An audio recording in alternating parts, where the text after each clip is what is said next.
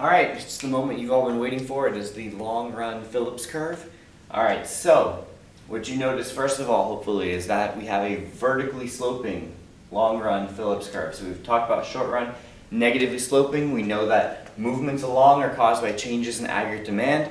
We know that shifts to the right and to the left are caused by changes in supply or changes in inflationary expectations. And that second part, inflationary expectations, is going to be the key to unlocking this.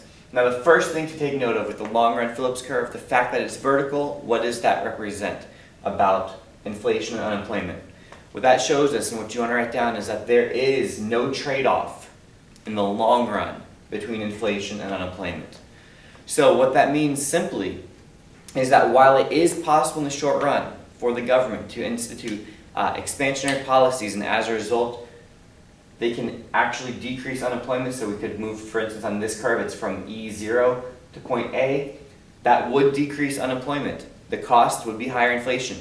That is possible in the short run. However, as you see that this curve is vertically sloping, in the long run that is not possible. In the long run, we're going to walk through exactly why this is, but any attempt to do so is actually only going to lead to increasingly high inflation. So let's walk through this process. So we're starting at equilibrium. So we have SRPC 0 is what this is labeled as. So we have no expected inflation in our economy. We have 6% unemployment, we have 2% inflation. And for whatever reason, the government decides that they want to get a lower unemployment rate. So 6% isn't low enough, they want it to be lower. They can achieve this in the short run. That is the main idea. Initially, we can move to point A. Point A, we now only have 4% unemployment, so they have succeeded. Lower unemployment. The cost? Higher inflation, 2%. We know that, so that's nothing new. That's what we talked about earlier when we talked about movements along. So they changed aggregate demand. AD shifts right, and we have an upward movement along our SRPC. So we are at point A. But now, what is going to happen?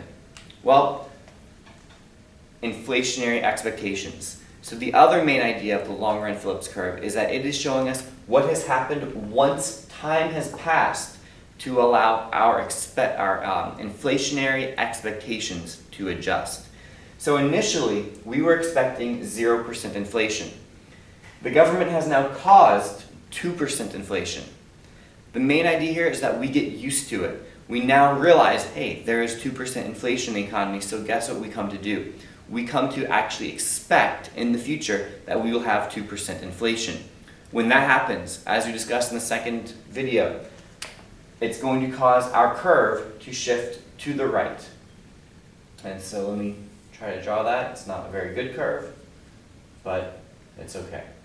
So SRPC2 we label that as because we now expect 2% inflation. Now here's what happens. When that happens, we are actually going to now move from point A, our new point of equilibrium, we're going to call E2, again, to keep it consistent with our inflationary expectations.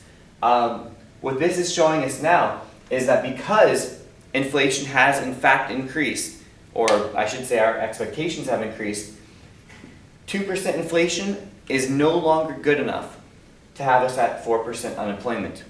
If the government does no further fiscal policies or monetary, they don't do anything else expansionary, that 2% inflation that they have caused is now embedded in our expectations, and because of that, we will move over here, we will be operating at E2, which means we will still have 2% inflation, but we will be back to 6% unemployment. So what's happening here is, in the short run, along this curve, they were able to move us from 6% unemployment down to 4% unemployment. The cost, what we gave up, was that extra 2% inflation. In the long run, though, our expectations adjust. We realize there's 2% inflation in the economy. And when that happens, having 2% inflation is no longer sufficient to keep us at 4% unemployment. It is now only enough to keep us back to where we were originally. So we're actually, if you realize, E2 is worse than E0 because we still have the same high unemployment rate, 6%, but we have higher inflation with it also. So what does the government do? Well, the government decides, in this case, let's say, they decide to institute more expansionary policies to get us back to 4% unemployment. It is possible. They can absolutely do that. So we're going to call this point B now. So they introduce more expansionary policies. They cut taxes again. They increase government spending, probably the most likely one. They increase the money supply, another likely one. So they do something expansionary. Again, we have a movement along our SRPC. And we now are back to 4% unemployment, but again, as we should see, the cost is again higher inflation. So now we're up to 4% inflation. They did successfully lower, again in the short run on this curve, we have lowered unemployment from 6 to 4%. However, our inflation is up to 4% now, which is obviously not good. What's going to happen? We should see a pattern start emerging here, so we're going to do it one more time.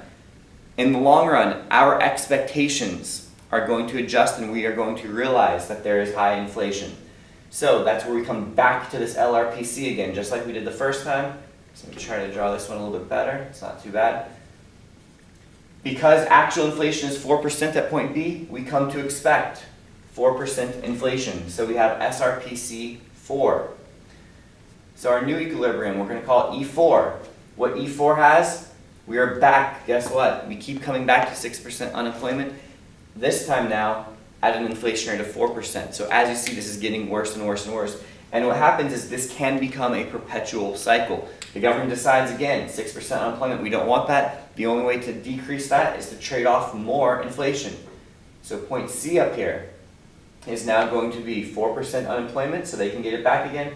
But now the cost is 6% inflation. And this can keep going perpetually. So there are two statements, two main takeaways from the long run Phillips curve.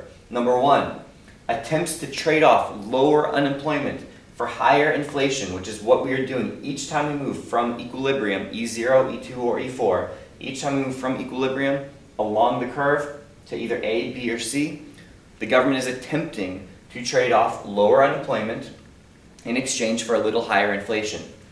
Attempts to do that lead to what is called accelerating inflation. So inflation is just going to accelerate, keep getting higher and higher, faster and faster, is the main idea. So we cannot do this in the long run. So attempts to trade off lower unemployment for higher inflation lead to accelerating inflation. That is a very bad situation. Number two, what can you do to avoid it? To avoid accelerating inflation, the unemployment rate must be high enough. So we can't always try to get lower unemployment. It must be high enough that actual inflation is equal to expected inflation. So if we think about it, at any one of these points, E0, E2, or E4, if the government had simply stopped trying to introduce new expansionary policies, so at E2 they said, all right, we're going to stop there. We're not going to increase our inflationary expectations because we now know we expect 2% inflation at E2. We have 2% inflation at E2, and we have 6% unemployment. So that means is any attempt to lower unemployment further is only going to lead to increasing